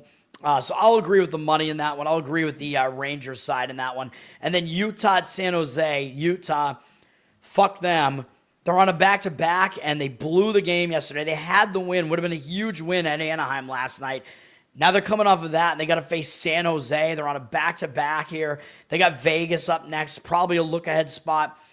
Looks like pretty much a sandwich spot with a back-to-back, although Utah did have some days off prior to yesterday, which is why I liked them yesterday. I don't like them here. San Jose, though, I believe they're returning home from a road trip. So I don't love that either, even though it wasn't a long road trip. It took them to Minnesota, Calgary, Seattle. They've been on the road for about a week since last Tuesday, so they're pretty rested, which might help disrupt their losing momentum, but it also might mean they're going to settle back in at home and maybe still get a little bit distracted here. And still, the San Jose team at 8-8-3, I still think they're overrated because they're not as good as that. I'd still play San Jose money line if I was going to play this, though. Utah down from -150 to -131. 59% of the tickets, 85% of the cash on San Jose. So, again, I agree with the money in that one. I would play San Jose if I was going to play it. You're taking the Rangers again. You should be mad at them, though, right? But I agree with the Rangers this time. I didn't agree with them in that Detroit game. Yep, I mean, this is why parlays suck. I mean, not only do you get odds that aren't good enough on the parlay, and that's why the books want you to play them, but you can have, like yesterday, if I parlayed all my plays, I had a monster day, 6-1 by, if you straight bet them all, that's just an enormous day. But then if you parlay it, that 4 seconds of game time takes down the parlay. It's ridiculous. All right, we got to talk about NBA, I guess, or I have one play in the NBA. There's some weird stuff going on in the NBA. Let me get some more water, as I usually tend to have to do here. So I'll bring up the NBA board here quickly. Not a ton of games. Then we do have college football Maction as well, which I don't have anything in the Maction, but I'll talk about that in a second. Try to get this show done here.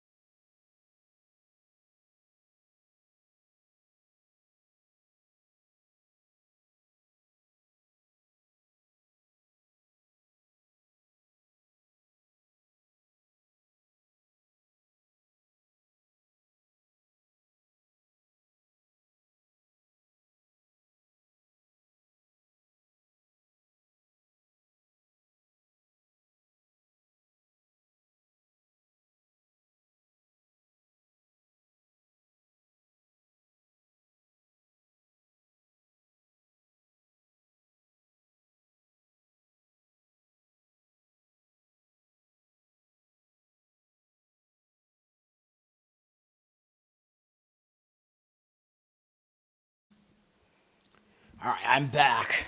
What's up? Parlays are fun. Yeah, I mean, again, I just can't bring myself to do it because, I just can't bring myself to do things where I know the odds aren't in my favor. So I can't play roulette. I can't play slots.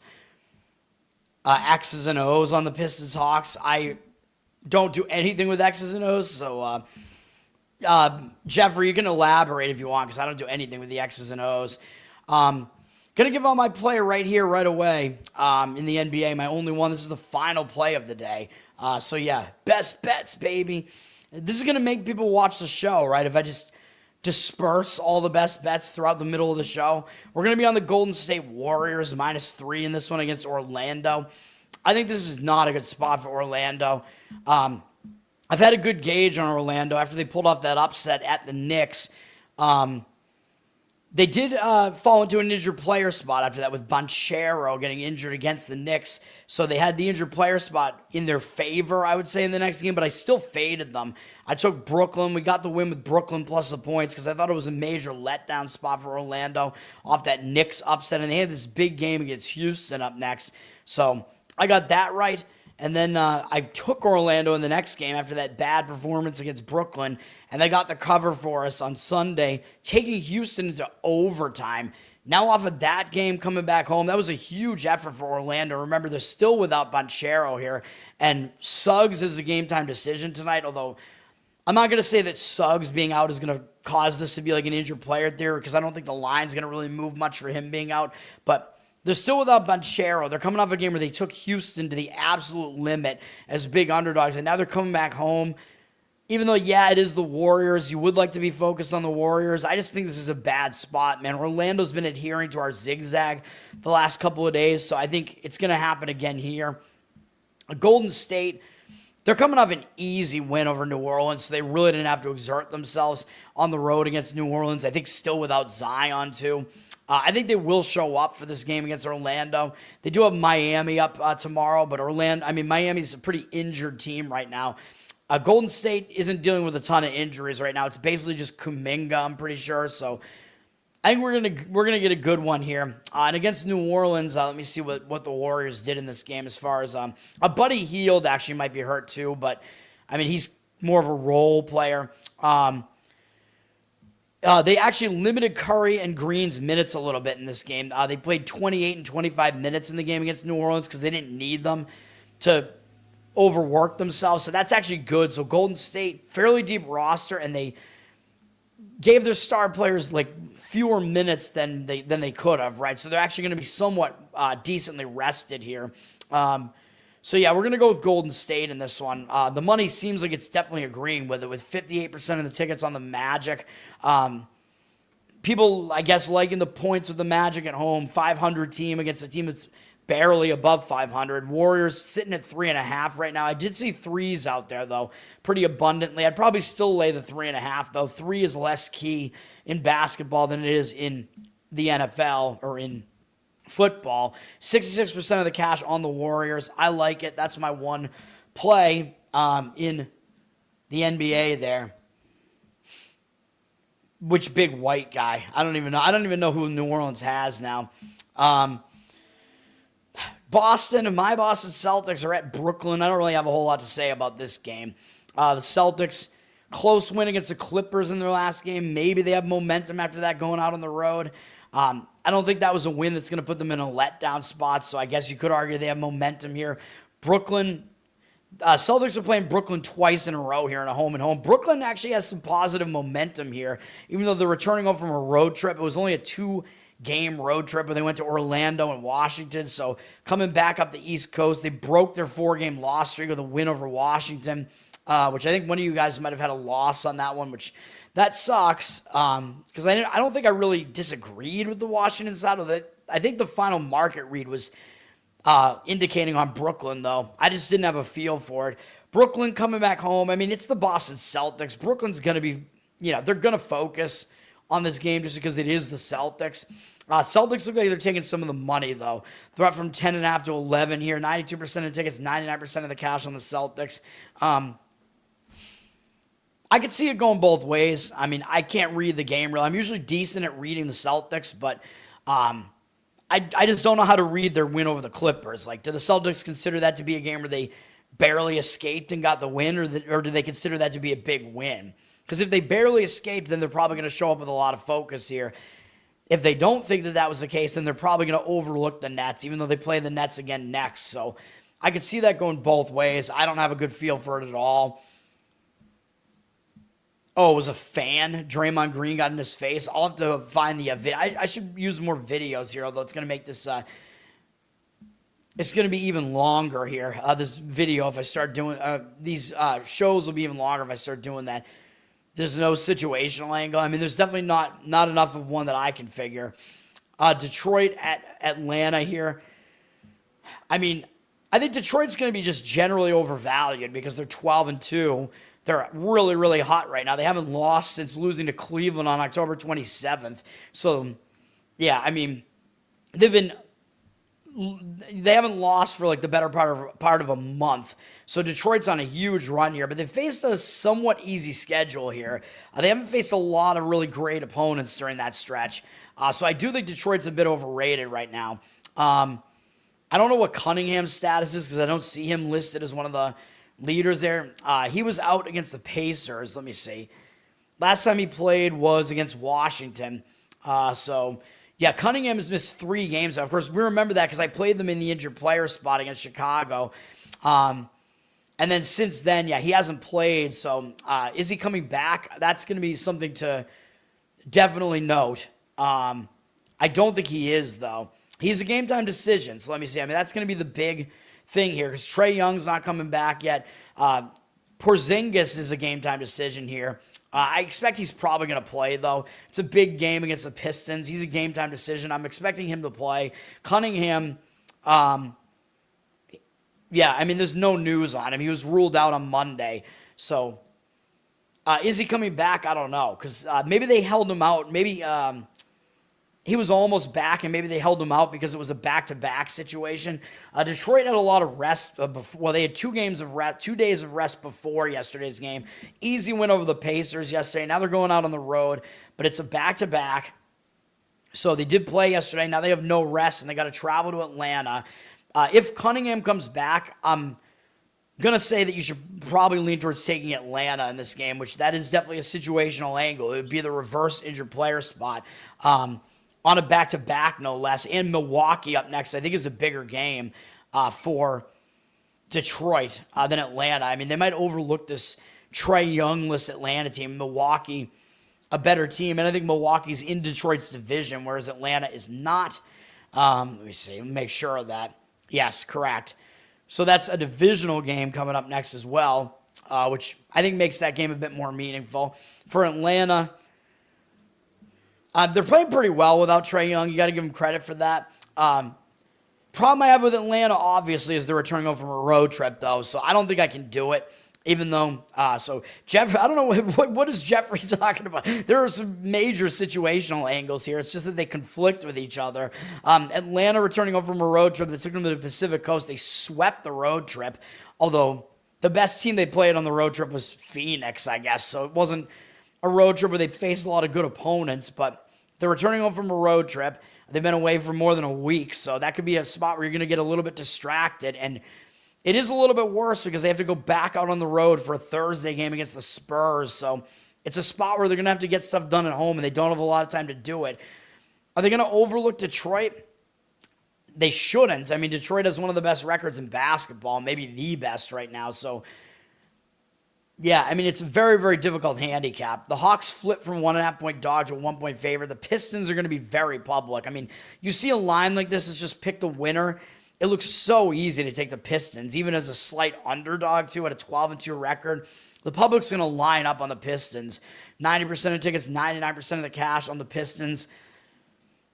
If Cunningham is coming back, I would lean to the Hawks in this game, but I don't love the return home spot, so it's a stay away for me, but yeah. I mean, an honest game. I think they're both like in bad spots, I would say, especially if it's a reverse injured player spot for Cunningham there. I think the spot is pretty bad.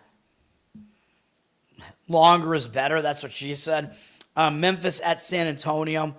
I mean, not for me, it isn't. This is a grind, dude. And I got to get lunch and stuff. I got to get this thing done. I got to get the audio of this up. I got to get my Instagram videos done, although I could do that a little later. Although you might miss some of the better numbers, which is why I try to get the college basketball ones out a little bit quicker because those lines move more. Memphis on a bad losing streak, 4 games, but they played good opponents. OKC, New York, Boston, Cleveland, the last 3 of those on the road.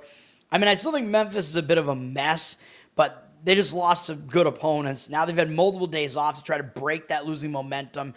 Going down to San Antonio, this is going to be an injured player spot for Memphis because John Morant got hurt again in the game against Memphis. So it will be a spot where I think Memphis will show, or against Cleveland, excuse me.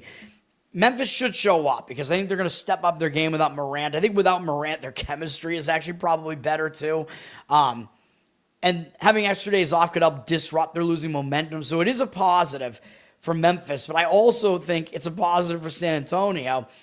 San Antonio, they're staying at home. They broke that quick losing streak they had against Golden State by beating Sacramento. The problem is, or maybe it's not a problem yet, but Wemby got hurt in the game against Sacramento. So, or actually, no, he got hurt against Golden State, I think. What am I saying? I think he didn't play in the Sacramento game. So I should have pointed that out when I was looking at this game, but I wasn't sure if he was going to play or not. He didn't play, so that was the injured player spot for the Spurs, actually. So this is going to be the second game without Wemba here. So usually you take a little bit of a step back, right? So first game without him, they played well. He's going to miss multiple weeks. Yeah, so the last game he played was that loss for us on the show. Bullshit. And he got hurt in the game, which probably affected San Antonio down the stretch. If he didn't get hurt, they probably would have won the game. Bullshit for us there. But now that they stepped up their game, they played really well without him. They might overlook this Memphis team. It's just not been very good. So I lean to Memphis in this game, even though originally I was actually thinking otherwise. But I would lean towards Memphis. The Spurs are already down from 7 to 6. 90% of tickets, 95% of the cash on the Spurs. Public on the Spurs here. The line is dropping. You know, this is close to a play for me because of the way the injuries pan out here. Yeah, I mean, I like Memphis in this one. Do I want to add another play on the fly, though, like this? I don't know if I really do, but, yeah, I mean, I like Memphis here, man. Because I thought it was going to be an injured player theory spot on both sides, but now I'm thinking maybe I should just do it. Because I hadn't handicapped it quite correctly here, so yeah, you know what? Let's do it. We'll have some additional fun here. We'll play the Grizzlies. My NBA's been good, man. It kind of sucks that we don't get a better number on this, which I think, you know, some of it has to do with the Wemba uncertainty because we didn't know if he was going to be back or not. Obviously, he isn't, but it sucks. It looks like the best you can get on this is 6, though. But, I mean, 7's a key number in basketball, but, I mean, it's, you know, it's less key than it is in football. We could still do it. I'm going to still do it. Memphis plus the 6. Let's do it. There you go. It looks real ugly, too. Like, the public's going to want San Antonio in that game. But for Memphis, let me just make sure that it's the injured player spot for Memphis. I'm pretty sure that it is for John Morant, I mean. Hold on. Scottie Pippen Jr. is out, by the way, our guy. Yeah, Morant's going to miss 2 weeks. He did play in that last game on Saturday against Cleveland, so it's the injured player spot. It'll be the first game in that recent stretch that he's not going to be starting. So Memphis plus the points, man. Yep, there you go. Hell yeah. You agree with it? Hell yeah. An innocent man got his nose broken at the bar during the Eagles-Lions game. Eagles fans seem to be the most violent, man. Grizzlies on the money line. I mean, I recommend taking the points and putting 10% of the bet on the money line in that case because it's a short line, so that's what I would do. 10% of the bet on the money line, 90% on the spread in that one. Utah Jazz got the win for us, double overtime against Chicago. Could be a little bit gassed after that win. They went all out to beat Chicago, man, even though now they have to go and play the LA Lakers on the road. So normally you will be focused to face the Lakers here. But probably going to get a tired Jazz team, even though you could argue they're going to have momentum going out on the road. It's not a good spot for the Lakers because they've been on the road since Saturday, November 8th, and they're returning home from that.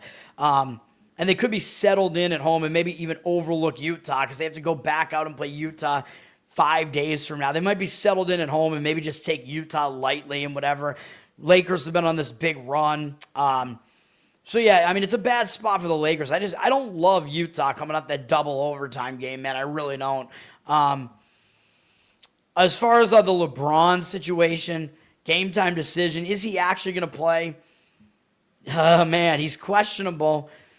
I got to look at, like, Roto World and see, because you're right. If LeBron comes back, it could be a fade spot that the Lakers are in here. You'd probably want to look to fade them. They do have 88% of tickets, 80% of the cash on them. They're up from 12 to 12.5.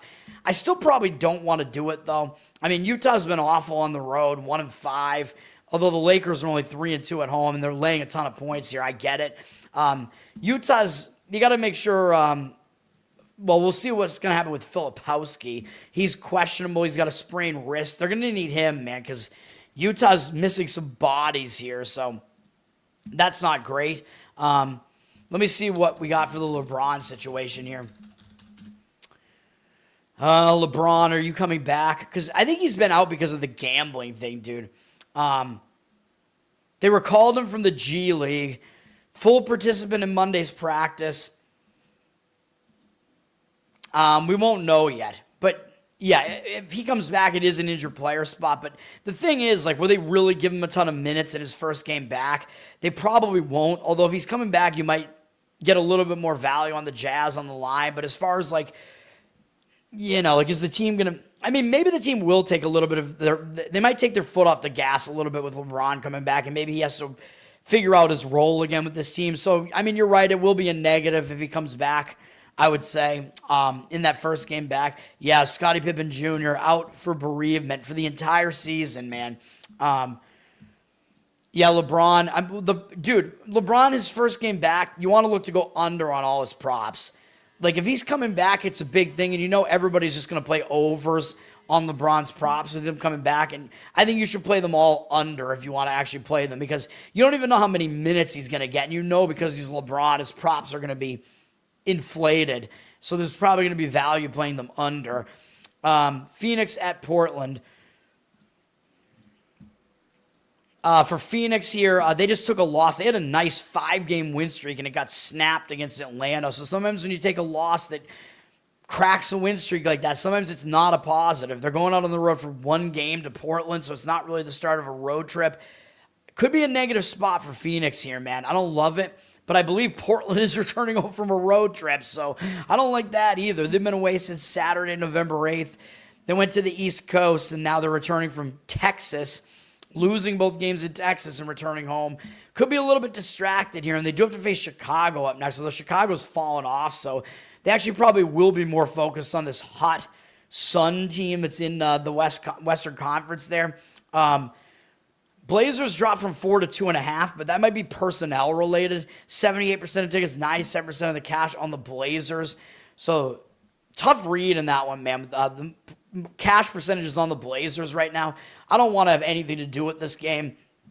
As far as like who's in and who's out here, Grayson Allen and Jalen Green. Actually, Jalen Green is supposed to come back, although, they said he's being reevaluated in 4 to 6 weeks, so he's not coming back. So why does it list his, I thought that said November 18th. I was like, why is his estimated return date November 18th? No, it's December 18th. So Green is out. He's only played like 3 games this year, though. Grayson Allen is still out. So Phoenix is without those 2 guys. Some injuries to maybe be aware of here on the Portland side. Drew Holiday, who's been really good for them. He's doubtful tonight. So I think that's probably the main reason why the Blazers dropped on the line there, because Holiday is going to be out. He's been good for them. Wish the Celtics still had him. He didn't play in their most recent game, though. So he was out for the previous game, too. So this isn't really an injured player spot because he did not play in the game against Dallas either. So, I mean, this game, I'm staying away from this game. There's just a lot going on here.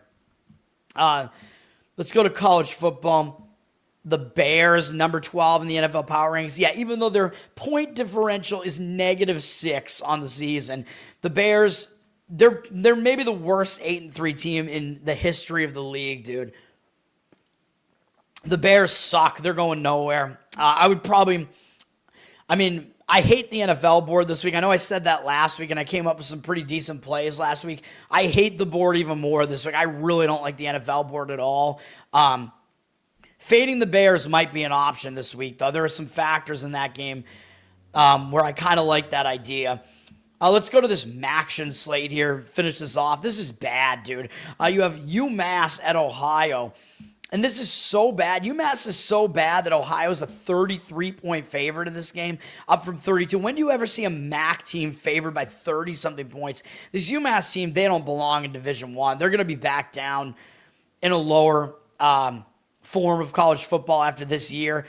59% of tickets, only 55% of the cash on UMass. So UMass is a public underdog. I think the public is just looking at this and being like, yeah, there's no way I'm going to lay 33 here. But, I mean, for this, I don't think you could lay 33 with Ohio, though. I know how bad UMass is, but, come on. That line is just so crazy. Jeffrey, thanks for hanging out, man. I'll see you on the next show, man, tomorrow morning, I think, because Wednesday's basketball slate, I think, has some bigger games on it, but there are fewer games, so we'll see how that works. But yeah, for this UMass and Ohio game, CBS Sports at 7. Unfortunately, it's televised. UMass still hasn't won a game, so, I mean, will that motivate them? I guess. I mean, you don't want to have an embarrassing season where you lose every single game. So I think they might show up and try. I mean, they got embarrassed in these last 2 primetime games, too, including one at home, 45-3 to a Northern Illinois team that can't even score. But, man, I mean, this UMass team is just that bad. So, I mean, I think it's a little bit crazy to want to put your money on them. Ohio took a pretty difficult loss last week on Tuesday against Western Michigan.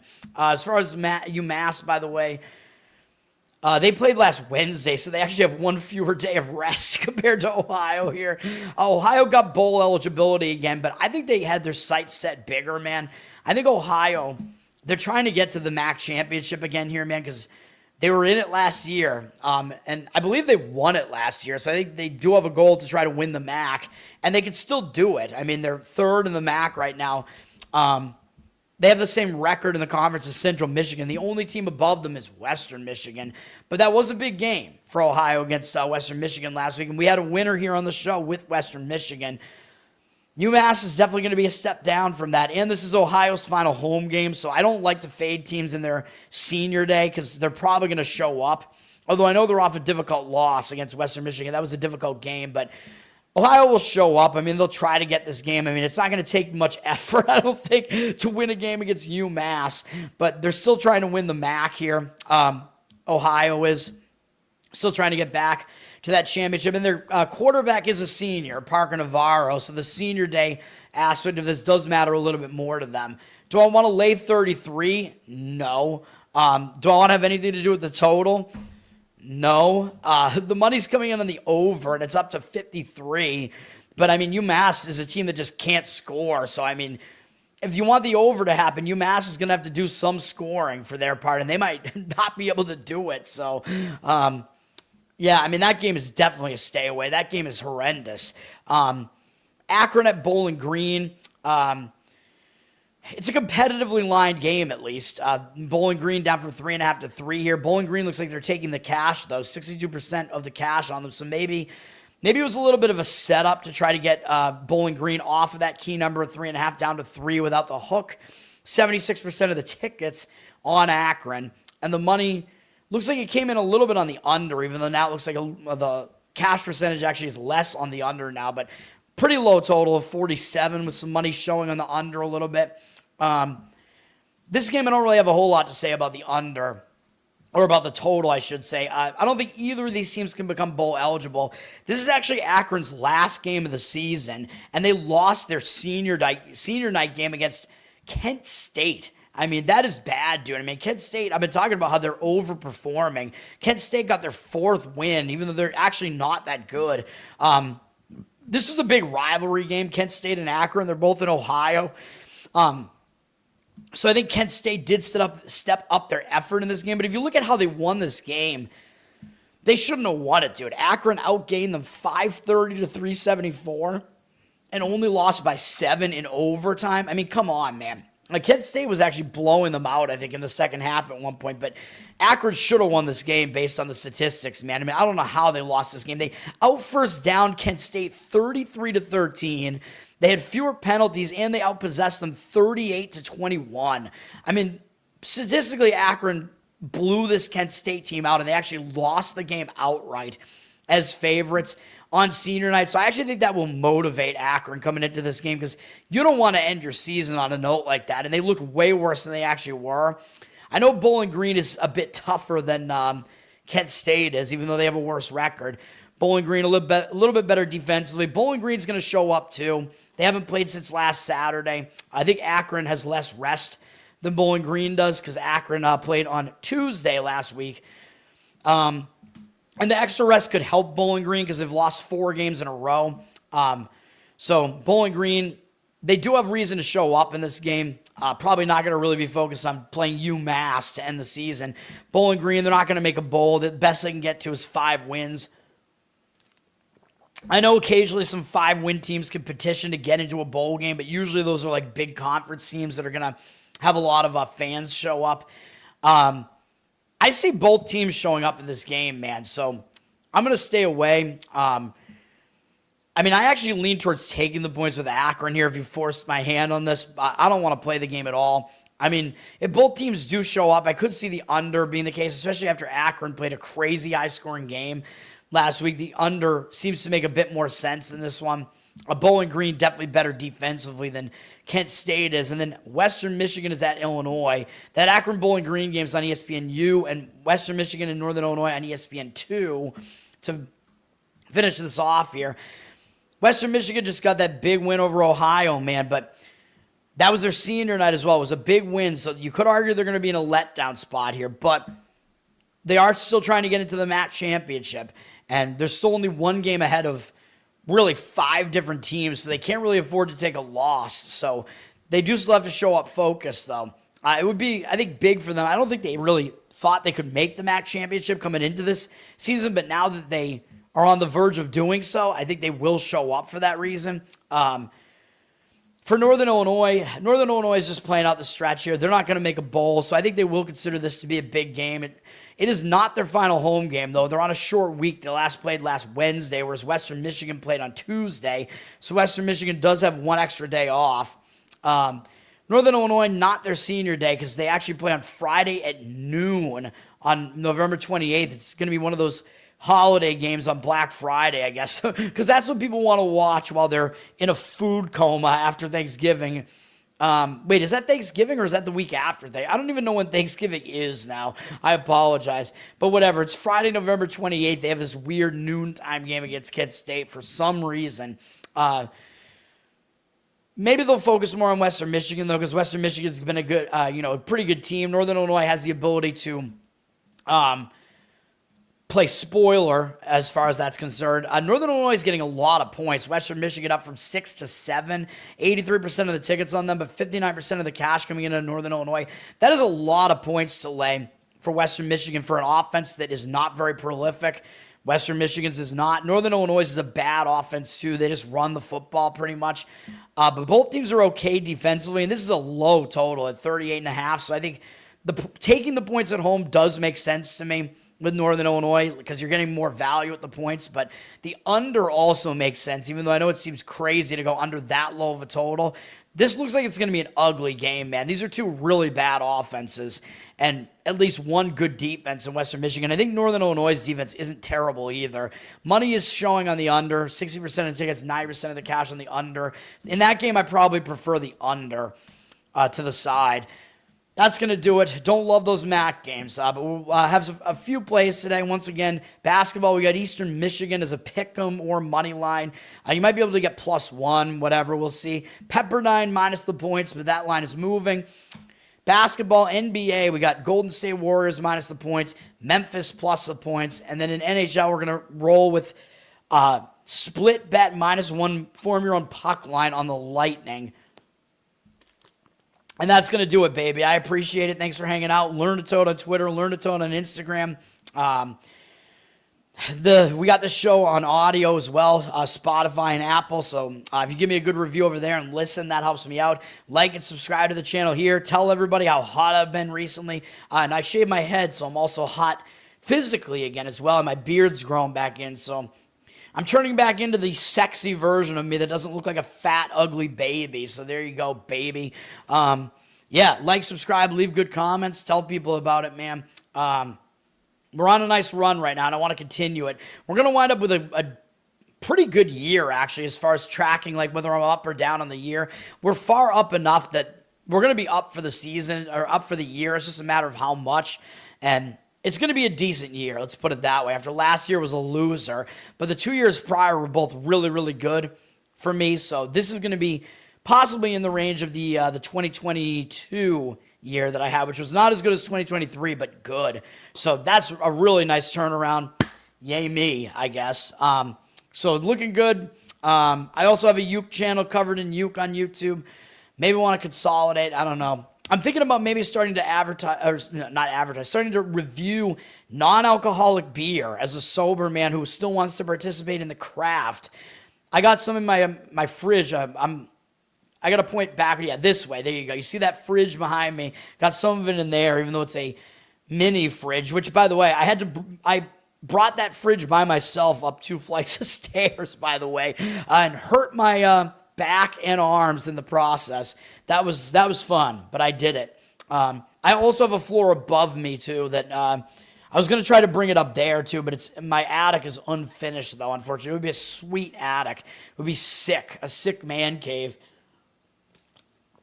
I don't know, but I probably have to sell this house, so whatever. But anyway, yes, if non-alcoholic beer reviews are going to be something, seems like a niche that's untapped, pun intended, so maybe I'll do that. I also have a Patreon, patreon.com/learntotoad, and there you can get a Spotify feed of my uke stuff and request stuff, which will show up on the Covered in Uke channel and on Twitter. You're saying hot sauce? I mean, I don't know, man. Hot sauce, I got a lot of hot sauces. I don't know. For some reason, yeah, I mean, maybe.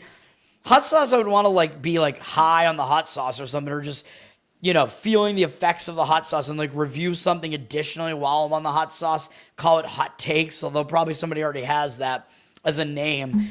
My non-alcoholic beer review channel, if I do it, would be called The Sober Lord, which I tweeted that out. It's a good name, I think.